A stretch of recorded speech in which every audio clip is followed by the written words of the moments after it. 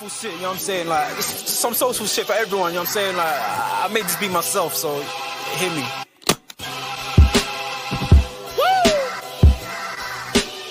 I mean, like, we can pull that clown shit away. This some real shit for you. I'm spazzing right now, so listen, let's go.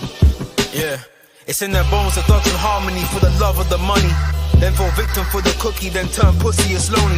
You said you hold it down when life get rough, we're here now, so show me. We move them losses to them wins. Heavy pounds, we make it ends meet. Converse of only few who make me feel like I be 10 feet. Yo, what's going on, people, man? We're back in the building. I know it's been a hot second, man. Been a hot second, especially with the Euro Club fourfold. Obviously, we've had the international break as well.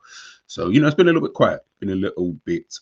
Man. So big up to everybody, of course, who subscribed to the channel already, guys. Make sure if you haven't done so, usual stuff, man. Make sure you like, share, and subscribe. Now, obviously, as I mentioned, you know, it's been, you know, the international break and stuff like that. So not too much club things necessarily going on, but of course we've all seen, you know, the kind of big news, you know, in regards to one of the clubs, you know, that we focus on here, and that is LYON. Now, for those who don't know, you know, LYON have been handed a provisional League 2 relegation. It also includes a transfer ban due to their financial situation. It's been a bit of a madness for them. I can't even lie. Like, apparently it's about, give or take, and this is, you know, there's been so many different reports and stuff like that, but apparently it's about 420 odd million that they're in debt at this current moment in time. Now, if you guys remember, if you go back to like my first or second episode, one of the two, can't remember, where we spoke about, you know, LYON last season, you know, in terms of the financial situation that they were in. I thought that they had gotten, you know, all of that sorted out, but hey, what do I know? Do you know what I mean? Because clearly they haven't, and now they're in a very dire situation. So from what I believe of this whole financial thing for LYON is that they've got until the end of this season to sort out their situation, to sort out their whole, you know, financial stuff. And if they don't sort it out by the end of the season, then they will get the whole, you know, relegation to League 2 from League 1. And it's going to be a bit of a madness because it won't matter where they actually finish in the league. For me, do you know how crazy that even is? Because remember, as players, right? As players, you're obviously you're more focused, or you are focused on the football side of things. The business side of things got nothing to do with you. That's not your business. That's got, you know, that's not your field of expertise, whatever. You're just here to play football. So imagine knowing, you know, you play your best football, you know, you're doing all of this stuff, you know, hey, you might even make Champions League, you know, spot and stuff like that, you know, which would be a fantastic achievement for LYON, especially after, you know, the last like year or two, you know, in terms of where they've been at. And then to then find out, it doesn't really matter. You know what I mean? Like, you're going to be relegated down to, you know, League 2 anyway, you know, which is obviously the division under League 1. So it's mad. It's mad. Like, I don't even know, you know, as a player, like, how do you even approach this, you know, more than anything, you know? And that, I think that's where it's a little bit peak for some, like for LYON and for some of their players. Now, obviously, one of their main players, one of their better players anyway in the team is obviously Ryan Cherki. Now, as we know, Liverpool fans will know, we've been linked with this guy, especially in the last like couple of weeks. I've been seeing, you know, a lot of links and stuff like that. Listen, really good player, really good young player, should I say? Sorry, got crazy potential. The value isn't too mad from what I'm hearing. I think it's under 30 million. That if you bid that, then LYON will accept. And to be honest, they're not really in a position to, you know, haggle too much. Obviously, it's a catch-22 because yes, it's not a crazy amount of money to spend on someone who is, you know, who has got this high potential, you know, someone who does look like, you know, they could fetch you in a normal transfer market, in a normal world for LYON. If they were to try and sell him, they could probably get, you know, a little bit more than that. But unfortunately, because they're in this situation, they're now in, you know, it's like, you know what, we got to kind of let him go for like 20-25 mil, you know, when really they're probably looking closer towards 40-45 potentially, you know, for someone like, you know, Cherki. And yeah, you know, I mean, he'd be a massive miss. And he's not the only one, to be honest. They've got other players, you know, in their team that you're looking at and you're thinking, eesh, yo, do you really want to let these kind of guys go? Obviously, again, stuck between a rock and a hard place, because now you're like, obviously, to keep the club is bigger than the players, so it doesn't matter who it is. I don't care if it's Benzema, Ben Arfa, Shirky, it doesn't really matter. Ultimately, we need the funds in order to really keep this club afloat. But then I always look at it like this: say they get all their, finances, in order and stuff like that. What does that then look moving forward? Do you know what I mean? Like, unless Lyon, and I don't know, and I know, listen, look, when it comes to France, to me, they've got in Europe probably some of the best young talents, out there.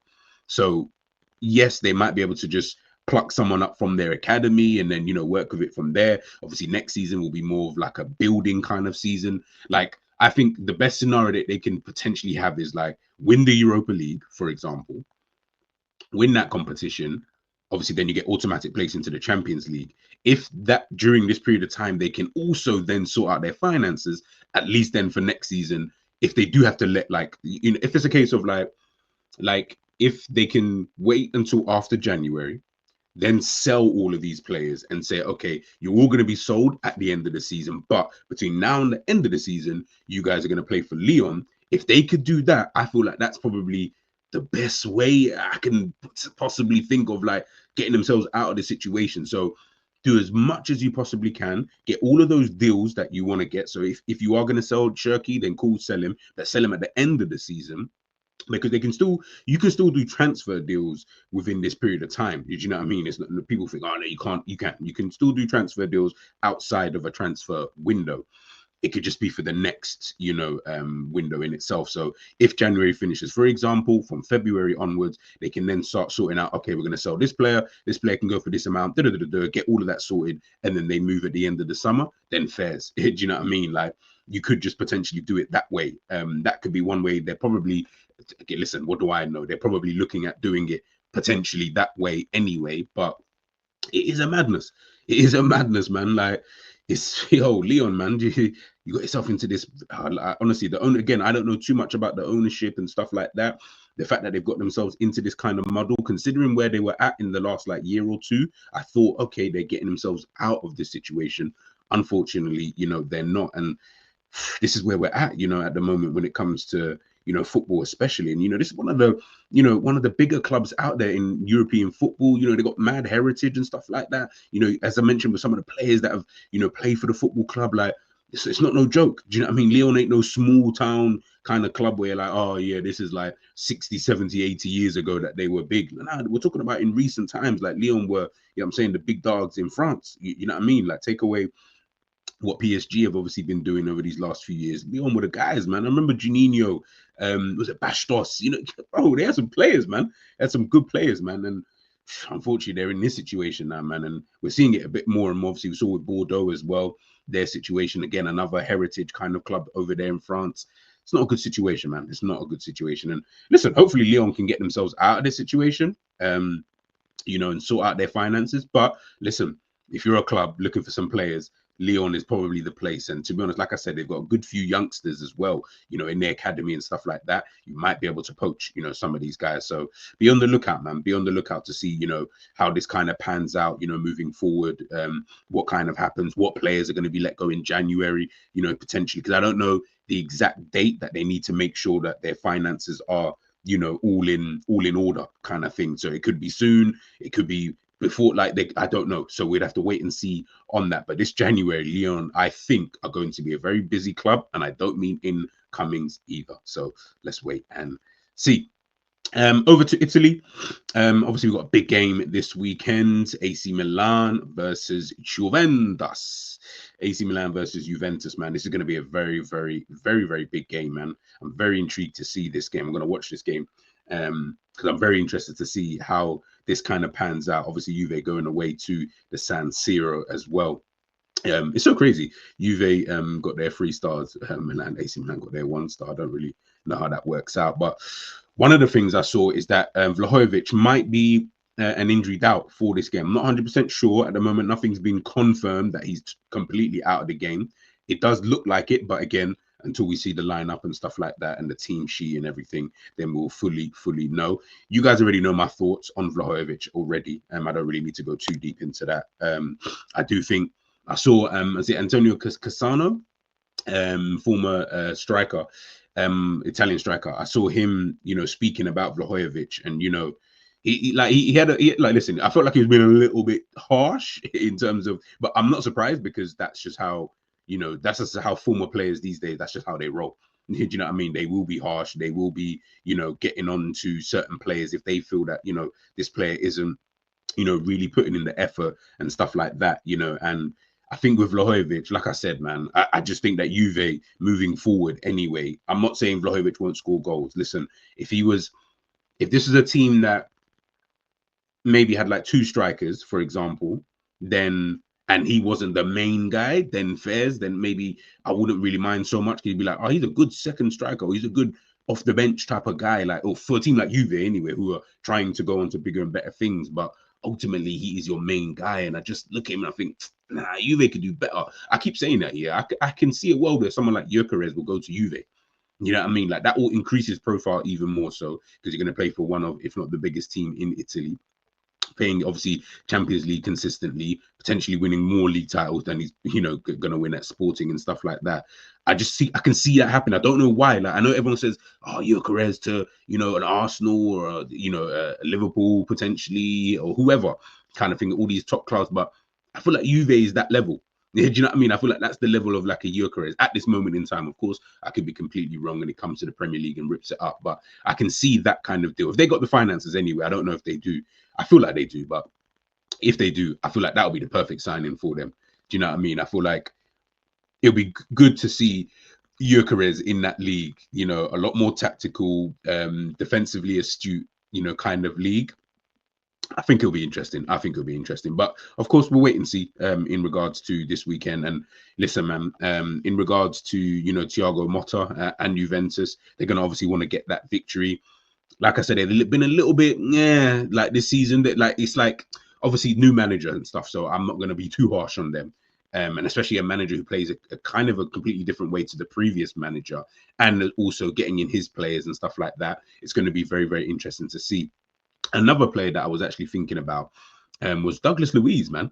I think he's another injury doubt for the game. If not, he's not going to be available. But again, another one, not really, not really taken, in my opinion, to, the Italian league and not taken to Juventus under Thiago Motta. Now, listen, that might be one of those signings that, like you see with Manchester City, Pep Guardiola, second season kind of thing, and all of a sudden they just turn into this monster of a player. That might be the case with Douglas Luiz, but yeah, at the moment he's another one where I'm like, I don't really know. I don't really know if I'm being, totally honest with you. Listen, I don't know who's going to go up front for Juventus. Obviously you got Timothy Ware, you got Coop Miners, you got Yildiz. Like I don't know how they're gonna kind of play it. Honestly, I'm actually at a loss as to who realistically goes up front. Maybe Ware would be the one, maybe, but if not, and you're gonna play with like a false nine-ish, maybe a Coop Miners might be the better option potentially with Yildiz just in behind. Again, I don't know. Let's wait and see on the day. But like I said, it's going to be a very, very good match, and I think we should all tune in to that. Last bit of news, obviously, on Juventus is Paul Pogba. Now, we all know the Paul Pogba situation. We all know, obviously, been banned for doping, however you wanna call it or whatever. But yeah, of course, been banned. I think the ban got overturned, and I think he's available to return in March of next year, 2025. But his contract has been terminated by Juventus now. So obviously, with that being said, he's now a free agent. He can sign for whoever he wants to sign. I believe he's actually training with Manchester United. I saw reports. I don't know if that's if that's true or not, but I think I saw reports about him potentially training with Manchester United soon.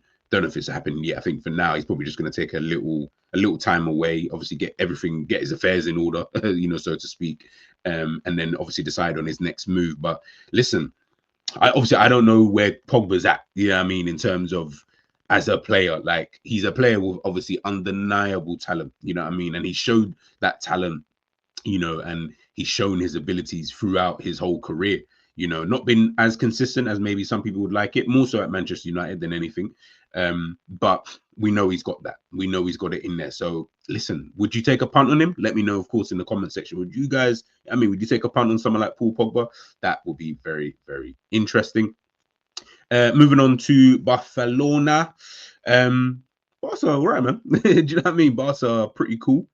Top of the league, you know, doing decent in the Champions League as well. You know, nothing too crazy. Obviously, they lost their last game before the international break to Real Sociedad 1-0. Disappointing game.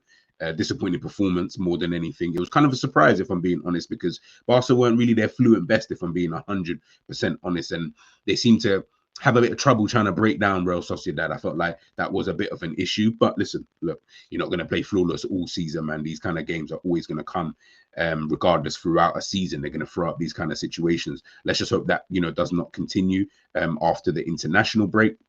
Obviously, I'm showing here Rodri. Apparently, Rodri would play for Barcelona over Real Madrid were he to leave Manchester City. Obviously, going back to Spain. Obviously, formerly played for Atletico Madrid, so that'd be very, very interesting. It'll be it would make sense because obviously everyone compares him and Sergio Busquets and stuff like that. For him to then go to Barcelona and then, you know, become almost a Busquets heir kind of thing. I don't know if they would do that deal. Again, I think this is all more dependent on what happens with the Manchester City, the 115 charges and stuff like that. Let's wait and see what happens with that, because I think obviously if that then gets found that they're guilty and, you know, relegated and all these other things that everyone keeps throwing up, if that does happen, then yes, I think you'll see players like Rodri, Kevin De Bruyne, Haaland, you know, all of these kind of guys, you know, I think they will, you know, end up leaving. So yeah, let's wait and see. But I just thought like that was a little bit interesting. Another bit of news was obviously potentially Rafael Leao going to Barcelona. I think that's a non-starter. One, not even so much because of his wages. Barca will somehow find a way to pay his wages. I think it will be about Barca won't be able to find a way to pay the money. That will be an issue for someone like for a team like Barcelona.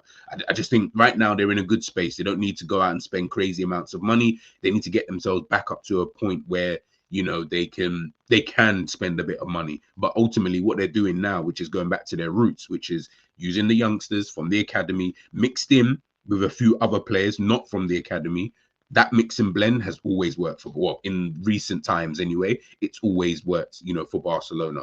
I think continue with that. And someone like Leao, if you see my video on Leao in terms of you know, whether he's good, bad, indifferent, whatever you think, you'll see it's a tricky one with someone like him.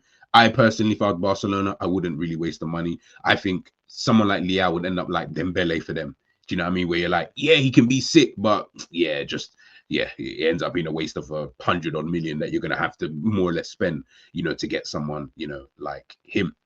Ansu Fati, listen, man, I feel sorry for this guy, man. Always injured, you know, obviously after that mad injury that he did have, you know, trying to come back in.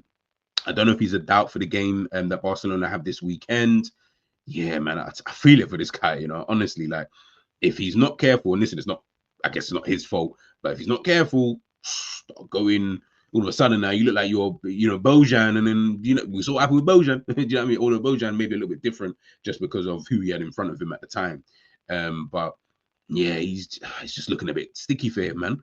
Honestly, like it's just looking like, yeesh, you need to get your career back on track at Barcelona ASAP. Otherwise, you're out of there, buddy. You are out of there, and it will just be one of those kind of things. I mean, we saw him rocking up at Brighton, and look what happened there. Nothing. You know what I mean? That was supposed to be like, yo, you're going to Brighton. You know what I mean? That if he tears it up there, comes back to Barcelona, boom, boom, boom, everything's cool. Unfortunately, you know, it didn't really work out like that. So yeah, look, hopefully he's able to come back in, do his thing, and then of course, you know, be able to get back to the levels that, you know, you had man like Messi saying, yeah, no, this is the guy kind of thing. You know what I mean? Because at the moment, you ain't the guy. You know, like Lamine Yamal has now surpassed anything that you was beforehand. He's surpassed that, you know, unfortunately for him, you know, but that's not to say you can't get your career back on track. Do you know what I mean? I know they've invested a lot of time and effort into someone like, you know, Ansu Fati. So let's hope that, you know, it pays dividends in the end. Moving on to Bayern Munich, obviously, of course, at the time of this video, they've just played their game and they beat Augsburg. Was it 3-0? Harry Kane hat trick. Very, very good goal from Harry Kane. If you guys ain't seen it, you probably have seen it dotted around in social media and stuff like that. Very good goal for Harry Kane. Apparently, Harry Kane is the fastest player to reach 50 goals in the Bundesliga. I think he's done it in 43 games. Previous record was actually Erling Haaland, which is funny.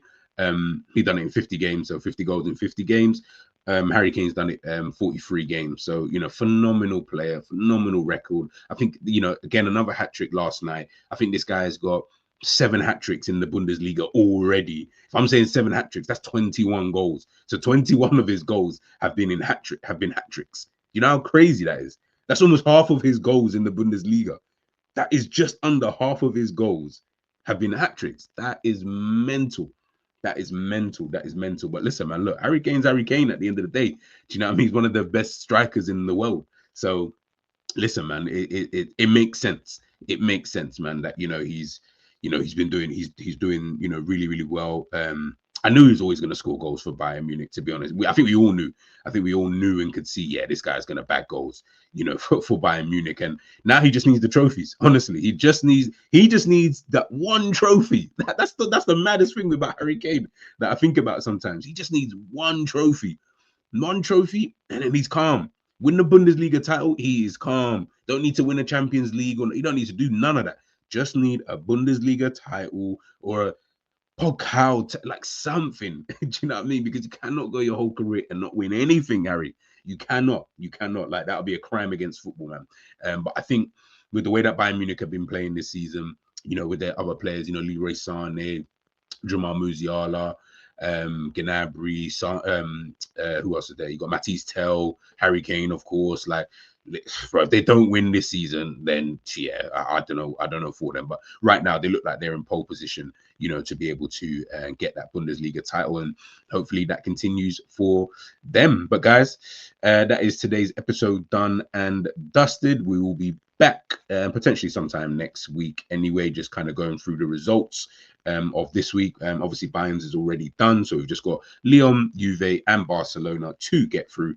Make sure you guys smash a like on your way out, share and subscribe, and I'll catch you guys next time. Peace.